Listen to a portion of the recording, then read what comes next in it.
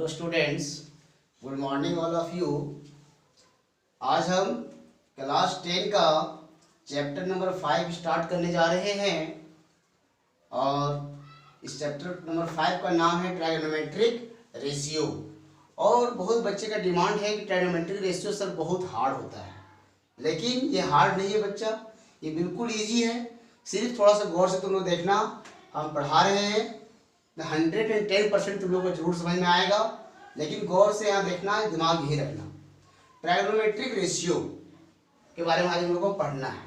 तो सबसे पहले हम चर्चा करेंगे राइट ट्रायंगल के बारे में। राइट ट्रायंगल के बारे में चर्चा करेंगे।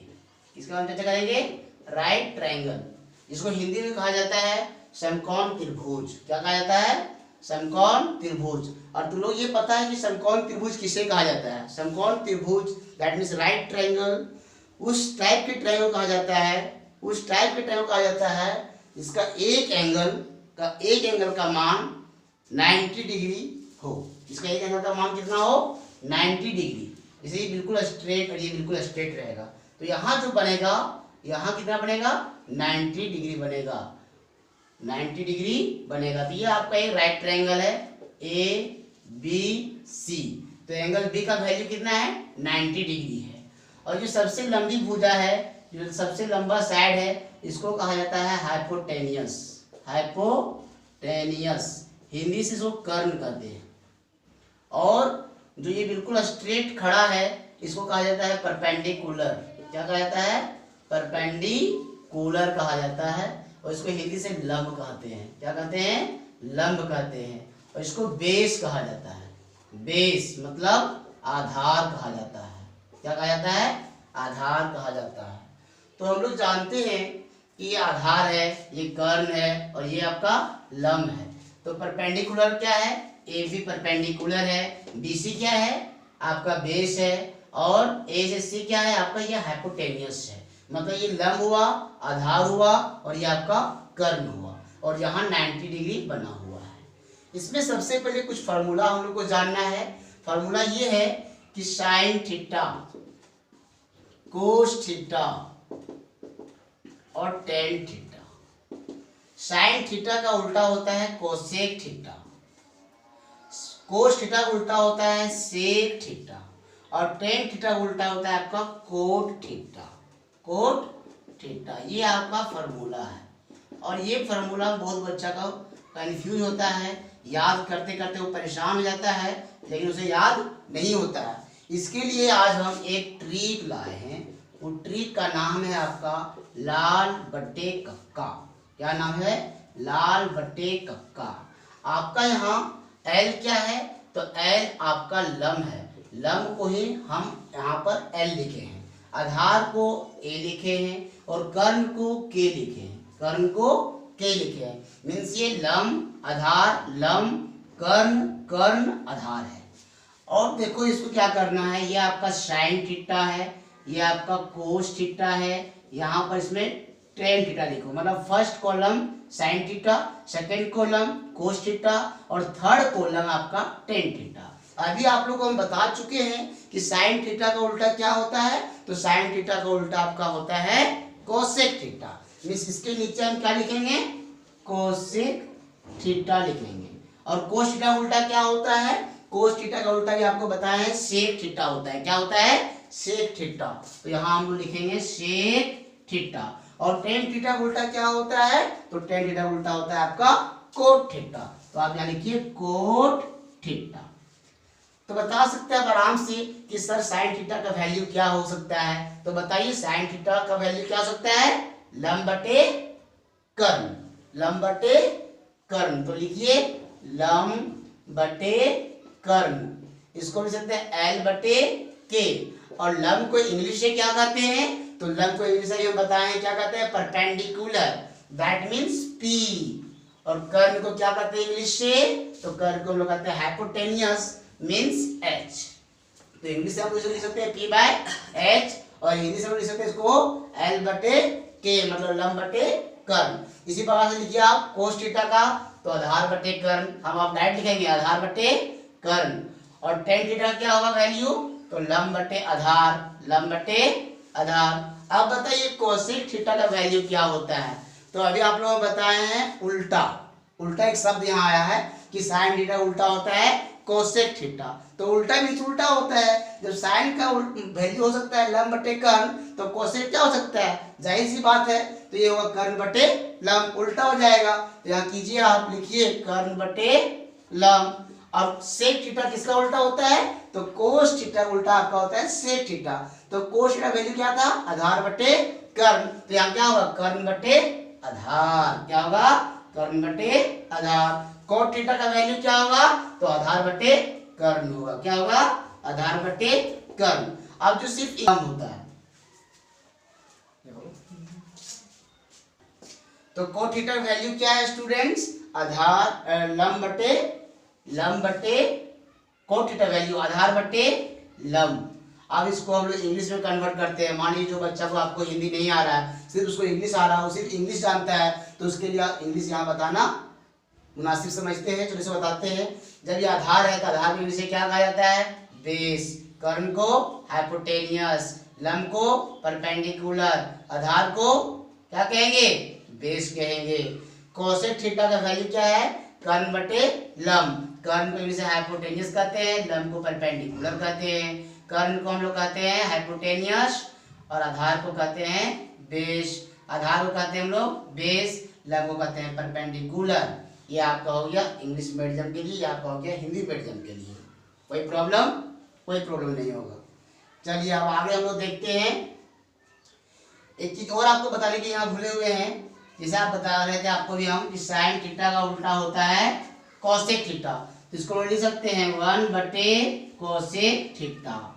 और कोसेक थीटा को मतलब क्या लिख सकते हैं, तो 1 बटे साइन थीटा कह सकते हैं, 1 बटे साइन थीटा। इसी प्रकार से कोस थीटा को हम क्या लिख सकते हैं, 1 बटे सेक थीटा।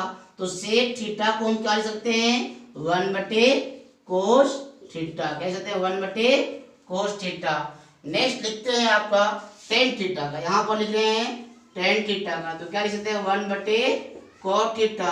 तो कोट थीटा को क्या हम लिख सकते हैं वो बताओ, तो कोट थीटा को हम लिख सकते हैं 1/10 थीटा, इसको हम लिख सकते हैं। चलो नेक्स्ट देखते हैं। आप क्वेश्चन पे आते हैं। इतना ये फार्मूला था ट्रायगोनोमेट्रिक रेशियो का, बस आपको इतना ही फार्मूला याद करना है। इसके अलावा आपको कोई फार्मूला इस चैप्टर में याद नहीं करना है। ट्रायगोनोमेट्रिक रेशियो आपको चुटकी बजाते हुए खत्म हो जाएगा। बस यही आपको याद करना है। याद क्या करना है, ये तो आपको ठीक से बता ही दिए, बस आपको यही बात याद रखना है। सुबह शाम उठते बैठते बोलिए 10 बार, याद हो जाएगा।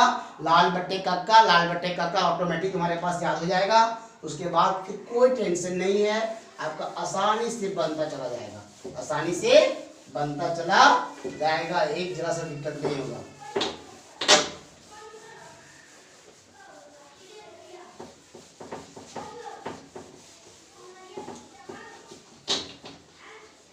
ठीक है स्टूडेंट्स, क्वेश्चन राइट करते हैं। मान लीजिए क्वेश्चन है कि साइन थीटा का वैल्यू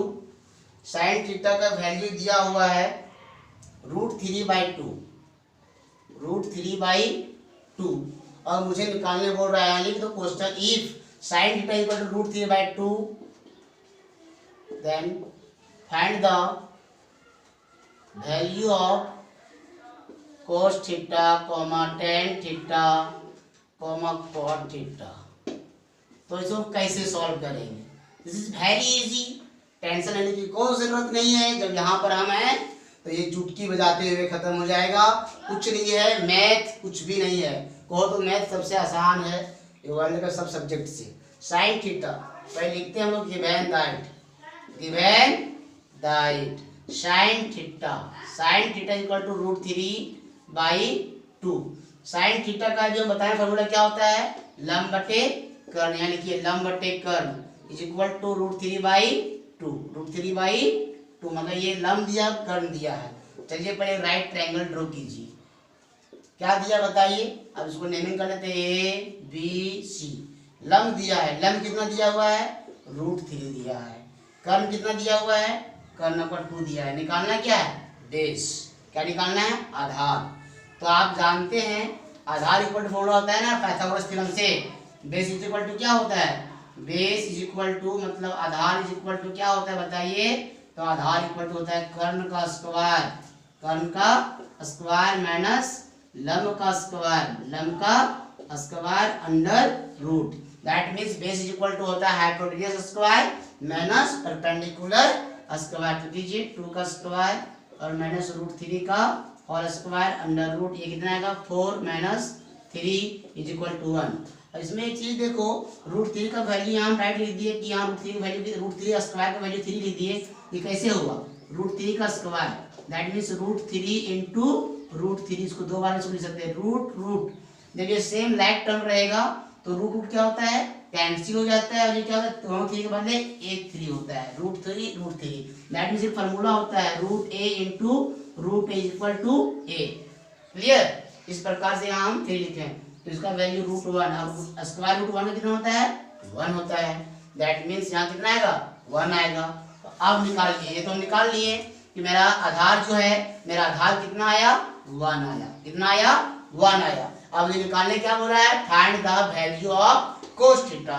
देयरफॉर यहाँ राइट करेंगे cos theta is equal to, cos theta is equal to क्या होता है फार्मूला, आधार बटे कर्ण। यहाँ लिखेंगे आधार बटे कर्ण। आधार की वैल्यू कितनी है 1, कर्ण का वैल्यू 2, ये आपका आंसर आ गया आसानी से।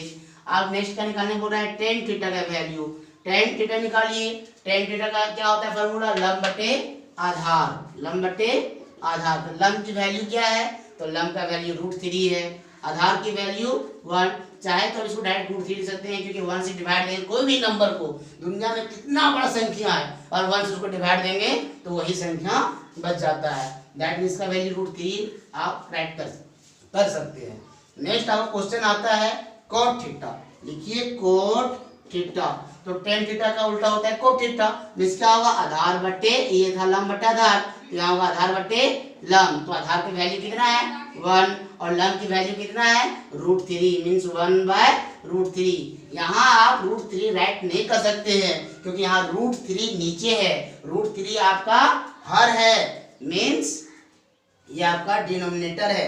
रूट 3 डिवाइड 1 को देंगे तो रूट 3 नहीं हो जाएगा, 1 से डिवाइड देंगे रूट 3 को तो आपका रूट 3 बचेगा। क्लियर है, चलो नेक्स्ट क्वेश्चन देखते हैं।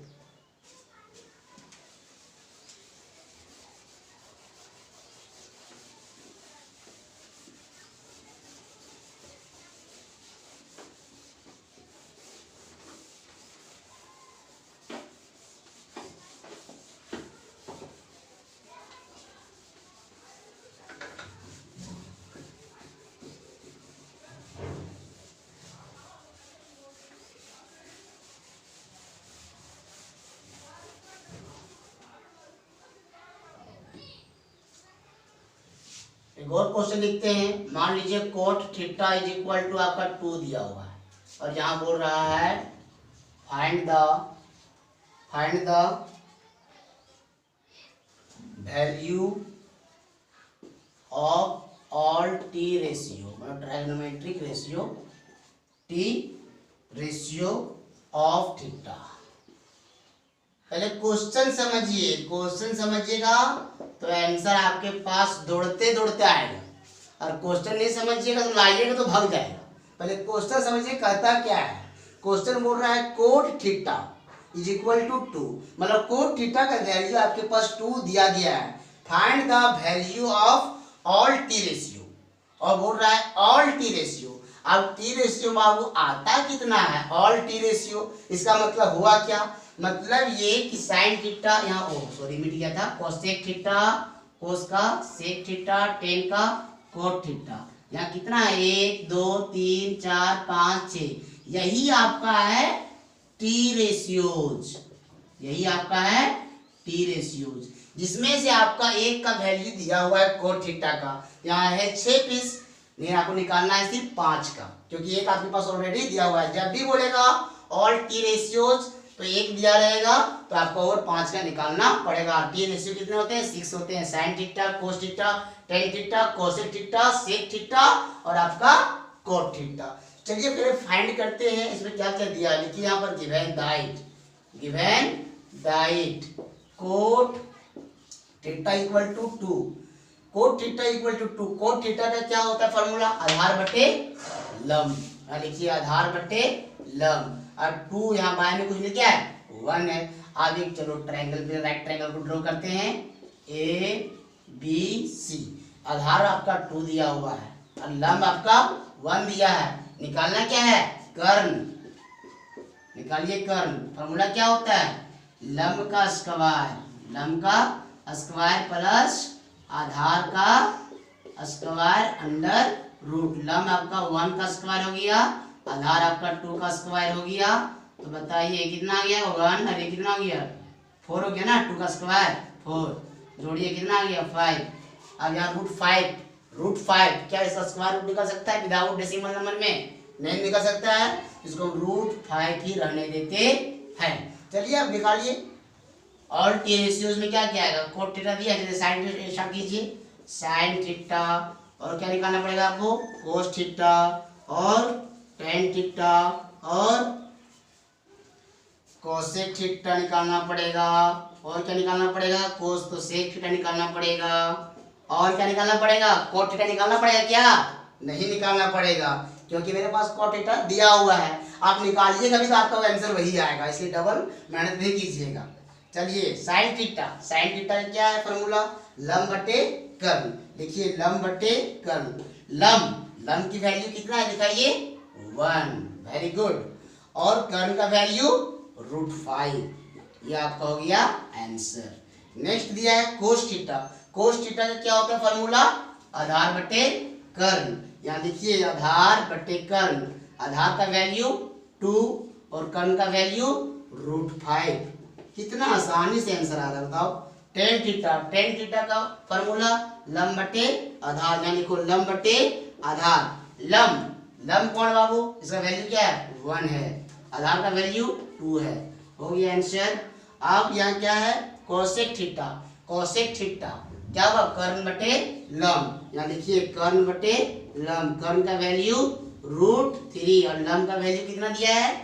1 दिया है। मतलब कितना आंसर आ सकता है इसका? √3 आ सकता है। सर वहाँ पे कर्ण का स्पेलिंग √3 नहीं है सर, √5 है सर। बोलिए ना। सॉरी स्टूडेंट्स, कर्ण का वैल्यू यहाँ √5 को निकाले हैं, लेकिन यहाँ लीजिए √3। ये आपका गलत है, ये आपको यहाँ √5 लिखना है। मिस्टेक हो गया, लिखा गया मिस्टेक से, कोई बात नहीं। चलो सेक थीटा। सेक थीटा का फॉर्मूला क्या होता है? कर्ण बटे आधार। लिखा ना कर्ण बटे आधार। तो कर्ण का वैल्यू कितना दिया है? √5 और आधार का वैल्यू कितना दिया है? देखो आधार का वैल्यू 2 आपका दिया हुआ है। ये आपका आंसर हो गया। ये आपका आंसर हो गया। तो आप लिख सकते हैं यहाँ hence all T ratios are. लिख दीजिए। अब नहीं लिखिएगा कोई दिक्कत नहीं है, आप यहीं पर फाइनल आंसर कर दीजिए। आपका नंबर नहीं कटेगा, फुल का फुल नंबर मिलेगा। आपको कोई टेंशन लेने की जरूरत नहीं है। चलो नेक्स्ट क्वेश्चन देखते हैं स्टूडेंट्स। एक क्वेश्चन है, ये थोड़ा टफ है। 3 tan theta = 4। 3 tan theta = 4। So that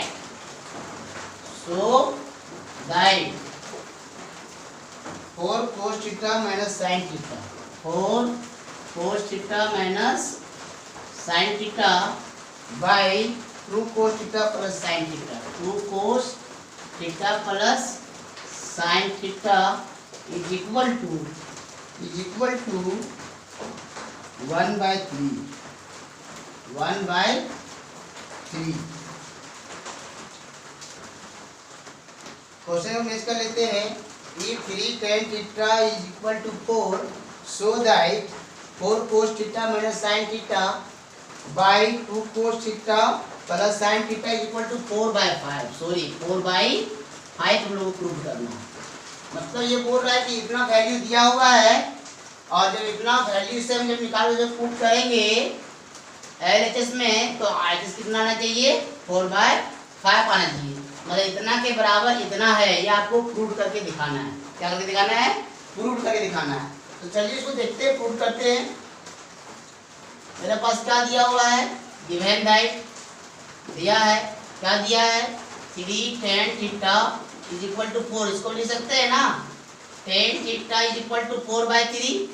जब इनटू में रहता है और इनटू से जब इसको एलएचएस से आरएचएस में जब इसको भेजते हैं तो ये इनटू से डिवाइड में जाता है, कहा जाता है इनटू से डिवाइड में जाएगा, प्लस में रहेगा तो माइनस में जाएगा, माइनस में रहेगा तो प्लस में जाएगा, मतलब साइन चेंज हो जाता है, रहेगा आपका इनटू में तो डिवाइड में, डिवाइड में रहेगा तो आपका इनटू में, इस प्रकार से जाता है। तो tan थीटा इक्वल टू क्या हो गया मेरा 4/3। tan थीटा फॉर्मूला क्या होता है, लंब बटे आधार, यानी लिखेंगे लंब बटे आधार इज इक्वल टू 4/3। चलिए आप ड्रॉ कर लेते हैं पहले ट्राइंगल ABC, लंब 4 आधार 3, क्या निकालना है आपको, कर्ण निकालना है। कर्ण का फॉर्मूला क्या होता है, लंब का स्क्वायर प्लस आधार का स्क्वायर अंडर रूट। लंब का वैल्यू कितना है, लंब का वैल्यू 4 स्क्वायर, आधार का value 3 square under root minus ना होता है 16। कर्ण का वैल्यू तो लंब स्क्वायर प्लस आधार स्क्वायर, लंब स्क्वायर इक्वल प्लस आधार स्क्वायर, कर्ण ये सबसे लंबा है ना, 4 4 16 plus 3 9 25, that is equal to कितना आएगा 5 आएगा, कर्ण कितना आएगा 5 आएगा। चलिए कर्ण आपका निकल गया। आपका यहाँ निकालना क्या है, कोस थीटा और साइन थीटा वैल्यू, तब तो यहाँ पुट करेंगे। चलिए निकालते हैं कोस थीटा वैल्यू, सबसे निकालते हैं sine theta value. Sine theta formula क्या होता है, लंब बटे कर्ण, देखिए लंब बटे कर्ण, लंब का वैल्यू कितना है 4 दिया हुआ है, कर्ण कितना है, कर्ण आपका 5 है। चलिए आप कहोगे यहाँ पर, अब नेक्स्ट निकालिए कोस थीटा का वैल्यू। कोस थीटा का फॉर्मूला क्या होता है, आधार बटे कर्ण, देखिए आधार बटे कर्ण, आधार का वैल्यू 3, कर्ण का वैल्यू 5। चलिए अब हम लोग फॉर्मूला जाते हैं राइट क्वेश्चन पर, लिखिए नाउ अब 4 cos theta minus sine theta by 4/2 cos theta plus sine theta is equal to क्या लाना है बाबू 4/5 लाना है। ठीक, पुट करो value 4 into cos theta value भी निकाले 3/5 आएगा, प्लस माइनस साइन थीटा तो 4/5 by 2 into cos theta value 3/5 plus sine theta value कितना है 4/5, यहाँ पुट करो 4/5 इज इक्वल टू लिखो 4/5, फिर मुझे पुट करना है। चलिए अब आगे देखते हैं, मल्टीप्लाई करो 4 3 जा 12। कुछ बच्चे क्या करते हैं 4 5 जा 20 कर देते हैं, ये गलत है।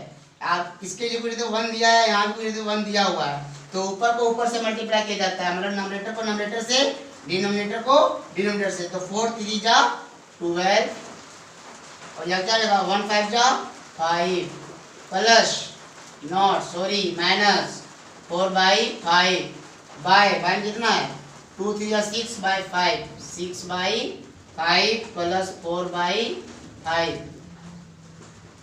इज इक्वल टू कितना लाना है मुझे 4/5 लाना है। चलो देखते हैं 4/5।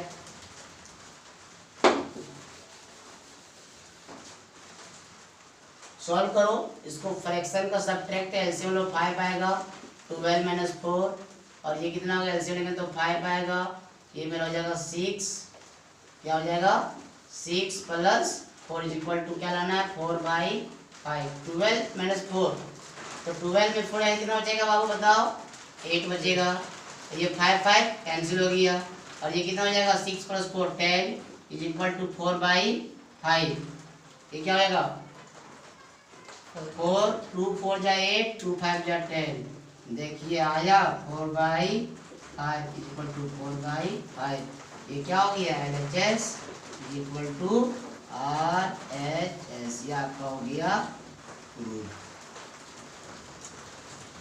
ये आपका प्रूफ हो गया। तो क्या कुछ दिक्कत है, जरा सा भी कोई प्रॉब्लम नहीं है। चलो एक बार फिर देखते हैं 3 tan थीटा इक्वल टू 4, तो tan थीटा इक्वल टू क्या होगा 4/3, मतलब ये होता है फॉर्मूला क्या लंब बटे आधार, उससे बताएं लंब बटे आधार होता है, तो लंब बटे आधार कर नहीं दिया था तो कर निकाल लिए 5 आया।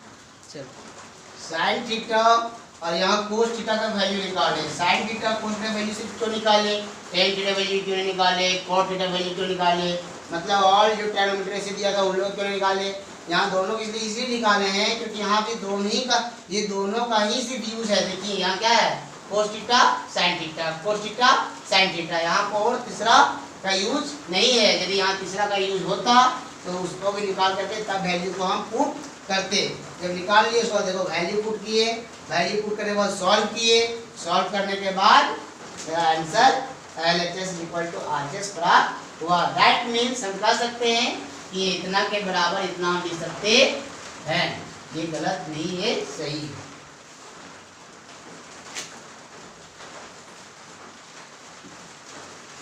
चलिए अब नेक्स्ट क्वेश्चन देखते हैं।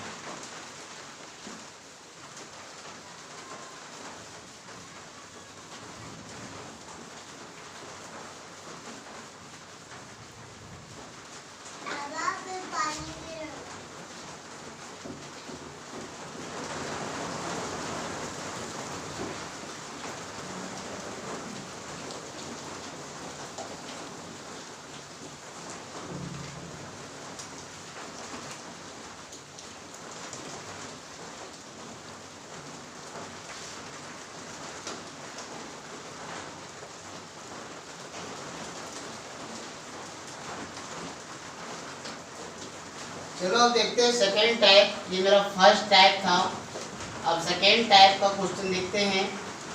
जैसे आपका एक क्वेश्चन दिया रहेगा, मान लीजिए ट्रायंगल दिया हुआ है, एक ट्रायंगल राइट ट्रायंगल है, ये इसका ए है, बी है, ये सी है। आपका ये राइट ट्रायंगल है, 90 डिग्री यहाँ बना हुआ है, ठीक है। इसमें आपका ये दिया हुआ है, बेस भी दिया हुआ है और परपेंडिकुलर भी दिया हुआ है। बेस आपका 12 है सेंटीमीटर है, परपेंडिकुलर 5 सेंटीमीटर है। उसके बाद यहाँ बोल रहा है क्वेश्चन लिखा हुआ है गिवन इन फिगर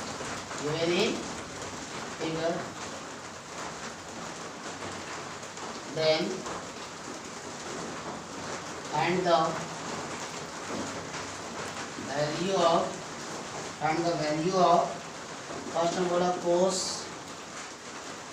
ए लिखिए निकालिए, सेकंड में बोला कोसेक ए का वैल्यू निकालिए, थर्ड में निकालने का रहा है आपका कोसेक सी का वैल्यू निकालिए, कोसेक सी का वैल्यू निकालिए। स्टूडेंट्स यहाँ थीटा नहीं है, यहाँ नेमिंग कर दिया ए बी सी। इस एंगल का नाम क्या है ए, इसका नाम क्या है बी, इसका नाम क्या है सी। तो कभी बोल रहा है कि ए का, कभी बोल रहा है सी।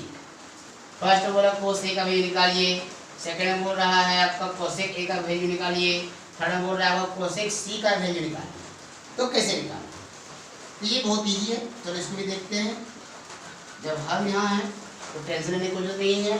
ट्रायगोनोमेट्रिक रेशियो बहुत ईजी है, बहुत ईजी है, आप बहुत ईजी से समझ सकते हैं। बस सिर्फ आपका यहाँ ध्यान सिर्फ यहाँ पर रखिए, ध्यान यहाँ रहेगा तो जरूर आपको समझ में आएगा, जरूर समझ में आएगा। ठीक है, चलो अब हम लोग देखते हैं, सॉल्व करते हैं। अब इतना समझ गए तो इसमें सबसे पहले ये हमको जानना है कि इसमें क्या क्या है, क्या क्या नहीं है। मेरे पास बेस है, आधार है, और मेरे पास लंब भी है, परपेंडिकुलर इसको लोग बोलते हैं, लेकिन कर्ण नहीं है।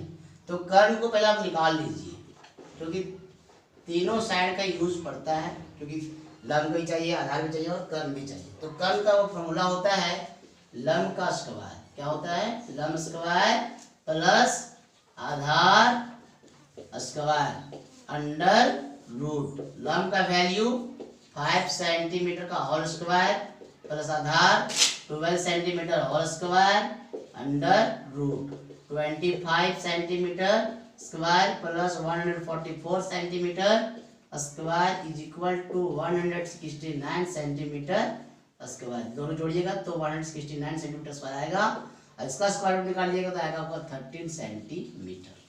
मतलब कर्ण कितना आया? 13 सेंटीमीटर आया। क्लियर हो गया? अब चलिए फर्स्ट नंबर को निकालते हैं।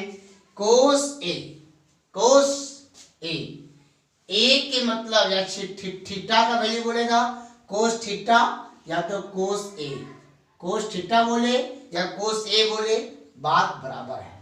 ए देखिए ये जो है इसकी ये जो इसका अपोजिट, ये इस एंगल के अपोजिट में जो साइड आएगा उसी को बेस कहा जाता है। एंगल के अपोजिट साइड वाले को बेस कहा जाता है। एंगल के अपोजिट साइड वाले को क्या कहा जाता है? बेस। तो ए का अपोजिट साइड कौन होगा? बीसी होगा।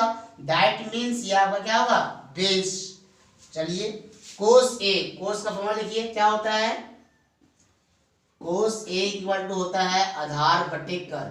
तो हमको ये बताइए ए का आधार कौन होगा? ए का आधार 12 सेंटीमीटर होगा।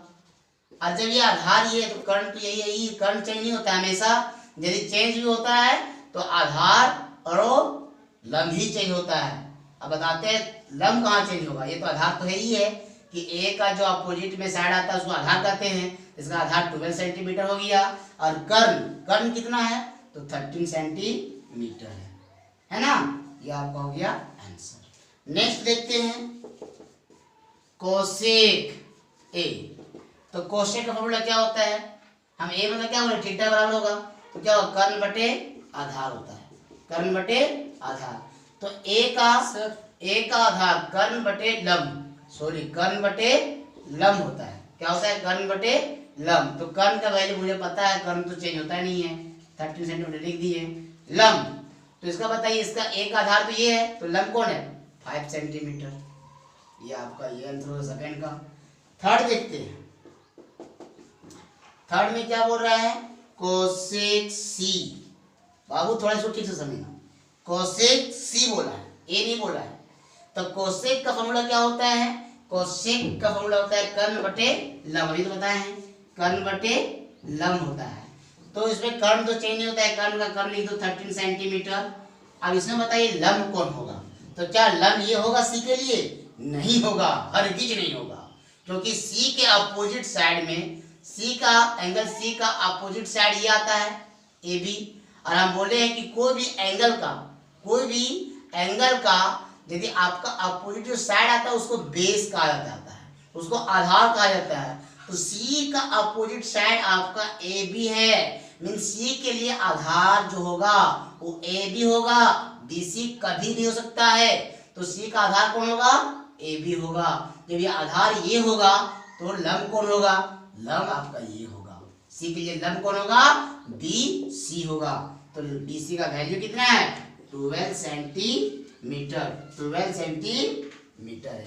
ये आपका आंसर हो गया। सेंटीमीटर काट के आंसर लिखिएगा, काट दीजिए, फिर से कर दीजिए, कोई दिक्कत नहीं है। 12/13 ये लिखिए आंसर। इसको काट के लिखिए 13/5 या इक्वल टू दे दीजिए, ये लिखिए आंसर। जो कटने वाला जो काट के लिखो हमेशा मैथ में, जो कटता है उसको काट दो, ये आपका आंसर होगा। ये सबसे दिमाग में रखना कि सी के लिए एक फॉर्मूला, एक टॉपिक को याद रखना हमेशा कि एंगल का जो अपोजिट साइड होगा, इस पे ये परपेंडिकुलर, मतलब यही आपका क्या बन सकता है? बेस। तो सी के लिए बेस आपका ए बी होगा और ए के लिए आपका बेस कौन सा होगा? तो बी सी होगा। कौन सा होगा? बी सी होगा। तो सी के लिए लंब ये नहीं हो सकता है क्योंकि सी का अपोजिट साइड में ये मीन्स ये बेस है। लंब कौन होगा? बी सी होगा। लंब कौन होगा? बी सी होगा। तो इसी प्रकार से नेक्स्ट क्वेश्चन चलो देखते हैं हम लोग। फर्स्ट पहले बोर्ड की इरेज करते हैं, फिर हम लोग देखते हैं क्या होगा। सो नेक्स्ट देखते हैं।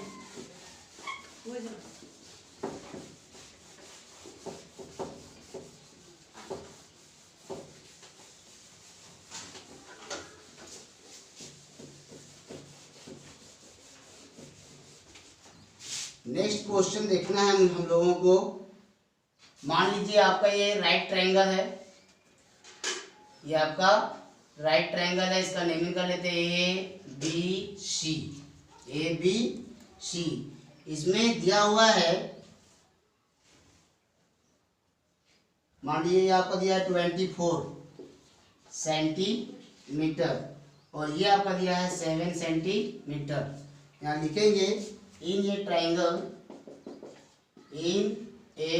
Triangle ABC ABC, it is given that it is given that angle B is equal to 90 degree, angle B is equal to 90 degree, AB is equal to 7 centimeter and BC is equal to 24 centimeter, 24 centimeter. Then find the value of number first में क्या निकालने बोला है, sin A, second cos A, third में निकालने बोला sin C, cos C और fourth में बोल रहा है cos C। चलो प्यारे बच्चों देखते हैं नेक्स्ट क्वेश्चन क्या होता है। इसमें देखिए इसको हम लोग क्या बोलते हैं, आधार। इसको क्या बोलते हैं, लंब बोलते हैं। आधार दिया हुआ है, लंब भी दिया हुआ है। क्या निकालना हम लोग को, कर्ण। सबसे पहले कर्ण को निकाल लीजिए। फॉर्मूला क्या होता है, कर्ण इज इक्वल टू लंब का स्क्वायर प्लस आधार का स्क्वायर। क्या होता है, आधार का स्क्वायर। इसको हम लोग इंग्लिश में क्या बोल सकते हैं, hypotenuse is equal to perpendicular square plus base square, या तो फिर base square plus perpendicular square under root. बात बराबर है। तो लंब स्क्वायर, लंब की वैल्यू कितनी है, 24 सेंटीमीटर का होल स्क्वायर प्लस 7 सेंटीमीटर का होल स्क्वायर। ये कितना है, 576। 24 का स्क्वायर कितना होता है, 576। इसको याद कर लेना। और ये 49 जोड़िए, कितना आएगा, 6 9 15 7 4 11 1 12 625। बताइए 625 सेंटीमीटर जो होता है ये किसका स्क्वायर होता है, 25। तो ये 25 सेंटीमीटर का ये स्क्वायर कीजिएगा तो आपका आएगा 625। मीन्स कर्ण कितना होगा, 25 सेंटीमीटर। चलिए अब नेक्स्ट फाइंड करते हैं, फटाफट फाइंड हो जाएगा। साइन ए निकालिए। साइन ए, साइन का फॉर्मूला क्या होगा, लंब बटे कर्ण। तो ए यहाँ है तो इसके लिए लंब कौन हो जाएगा बताइए। यदि ए यहाँ है तो इसके लिए ए यहाँ है तो यहाँ कीजिएगा तो ये आपका हो जाएगा आधार। तो लंब कौन सा हो जाएगा, लंब आपका हो जाएगा ए बी। क्या हो जाएगा, ए बी। और कर्ण क्या है, कर्ण तो चेंज भी नहीं होता है, वो ऐसे ही रहेगा। तो लंब कितना हो जाएगा, 7 सेंटीमीटर। और ए सी वैल्यू कितना है, 25 सेंटीमीटर। Centimetre cancel, 7/25। ये आपका हो गया आंसर। नेक्स्ट क्वेश्चन देखते हैं। कोस ए का फॉर्मूला क्या होता है, आधार बटे कर्ण होता है। देखिए आधार बटे कर्ण, ए का आधार क्या होगा, BC होगा, यानी BC। कर्ण तो चेंज नहीं होता है, लिखिए AC। BC वैल्यू 24 सेंटीमीटर और AC का वैल्यू कितना है, AC का वैल्यू आपका है 25 सेंटीमीटर। सेंटीमीटर कैंसिल, बच गया 24/25। ये आपका हो गया answer. Next question, question number 3 में क्या बोला है, साइन सी। साइन का फॉर्मूला क्या होता है, लंब बटे कर्ण। क्या होता है, लंब बटे कर्ण। आपको यही सी रहेगा तो फाइंड करना कि लंब कौन होगा। चलिए सी यहाँ है ना, तो सी यहाँ है तो इसको यहाँ पर परपेंडिकुलर ड्रॉ कीजिए एक पीस। तो ये आपका क्या बन जाएगा, यहाँ पर क्या बनेगा, बेस। सी के लिए बेस क्या हो जाएगा, ए बी हो जाएगा। तो यहाँ लंब बोल रहा है तो लंब क्या हो जाएगा, तो लंब आपका 24 सेंटीमीटर। लंब का नाम लिख लेते हैं, BC लिख लेते हैं। और इसमें कर्ण तो चाहिए होगा, वो AC होगा। तो लंब का वैल्यू कितना हो जाएगा, 24 सेंटीमीटर। और AC का वैल्यू कितना हो जाएगा, 25 सेंटीमीटर।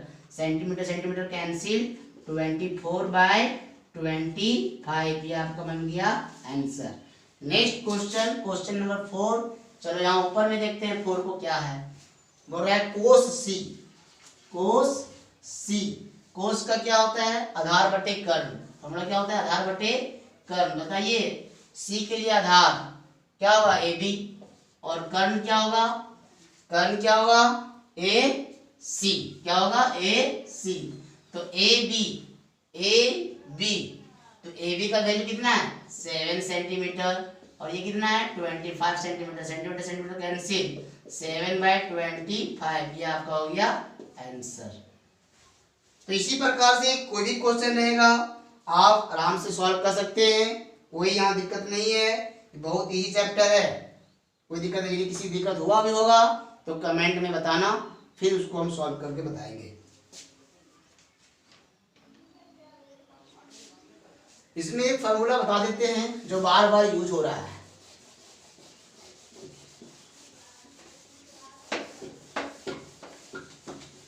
तो फार्मूला सब लोग अच्छा से जान लो, तो फार्मूला जानना जरूरी है वरना दिक्कत होता है। एक क्लास 6-7 का है, यहाँ का नहीं है, 10 लेवल का नहीं है, फिर बता देते हैं।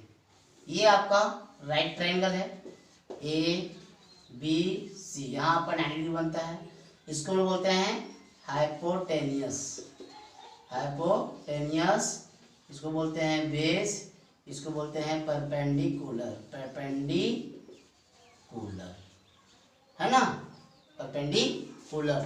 तो बताइए हाइपोटेनियस इक्वल टू फॉर्मूला क्या होता है? तो हम लोग जानते हैं, वी नो दैट, हम लोग जानते हैं, क्या जानते हैं?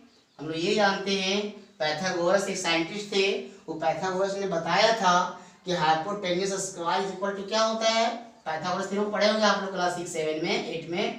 तो वो पाइथागोरस ने बताया था कि जब हाइपोटेनियस जो होता है, हाइपोटेन्यूस का स्क्वायर जो होता है वो क्या होता है, बेस स्क्वायर को और परपेंडिकुलर स्क्वायर को जब जोड़ दीजिएगा, ये दोनों स्मॉल लाइन है, इसके अपेक्षा ये दोनों बराबर हम नहीं कर सकते, होता है बराबर नहीं हो सकता है, नहीं होता है, लेकिन इन दोनों से ए सी से बी सी और ए बी ये दोनों क्या होता है, छोटा होता है।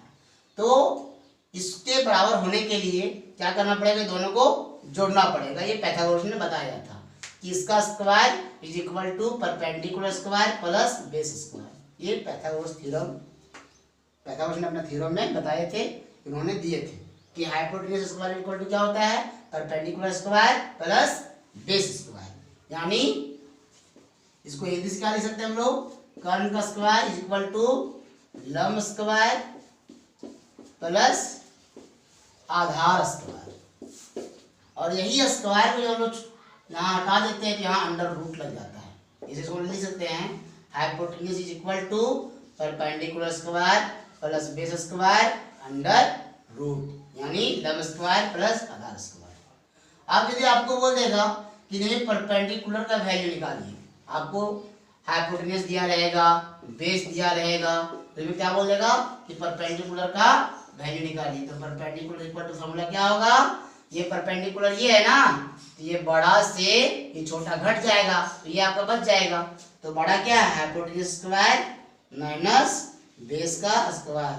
हाइपोटेन्यूस में क्या घट जाएगा, बेस, तो क्या निकल जाएगा, परपेंडिकुलर। लेकिन क्या नहीं, आपको बेस निकालिए तो क्या करना पड़ेगा, हाइपोटेन्यूस स्क्वायर में क्या घटाना पड़ेगा, जब बेस निकालना है तो परपेंडिकुलर को घटा दो। ये आपको निकालना है, तो ये बड़ा वाला लाइन में से ये छोटा लाइन को, ये छोटा वाला साइड को बड़ा वाला साइड का स्क्वायर से घटा दीजिए, आपका आंसर दैट मींस आपका बेस निकल जाएगा। अब देखो थोड़ा सा यहाँ टफ लग रहा है तो तुम लोग अलजेब्रा में पढ़ा भी होगा। मान लीजिए यहाँ हाइपोटेन्यूस स्क्वायर दिया है, हमको निकालना है बेस का स्क्वायर या तो परपेंडिकुलर स्क्वायर निकालना है, तो इसको क्या करेंगे, बेस स्क्वायर इधर भेज देंगे, तो क्या हो जाएगा hypotenuse square minus base square हो जाएगा ना। यदि हमको निकालना है परपेंडिकुलर स्क्वायर तो क्या करना पड़ेगा, hypotenuse square minus base square.